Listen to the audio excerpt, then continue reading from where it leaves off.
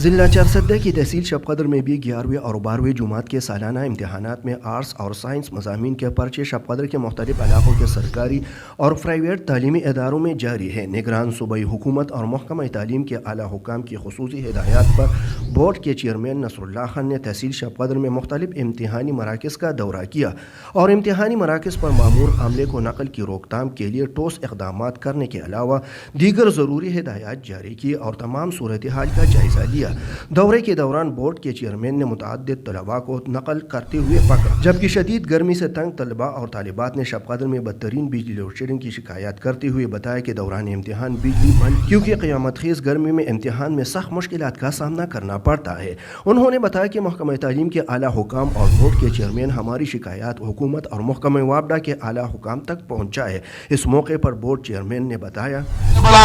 اچھا تھا موسم کے لحاظ سے، لیکن آج بہت ہم نے فیل کیا کہ گرمی اب زور بڑھ گیا گرمی کا، کہیں کہیں لوڈ شیڈنگ بھی ہے، مسائل ہے،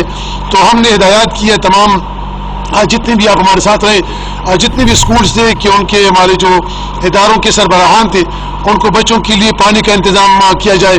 اور خاص کر جنریٹر کی سہولت میسر ہو۔ اگر تحصیل شب قدر میں بدترین بجلی لوڈ شیڈنگ اور شدید گرمی میں امتحانی مراکز میں طلبہ طالبات اور ڈیوٹی پر مامور عملے کو سخت مشکلات کا سامنا ہے۔ حکومت اور محکمہ وابڈہ کے اعلیٰ حکام سخت نوٹس لے کر دوران امتحان بجلی بحال رکھے تاکہ طلبہ اور طالبات کا مستقبل تاریکی سے بچ سکے۔ کیمرہ ٹیم ورک کے ہمراہ سید نادر شاہ، نیوز باکس، تحصیل شب قدر۔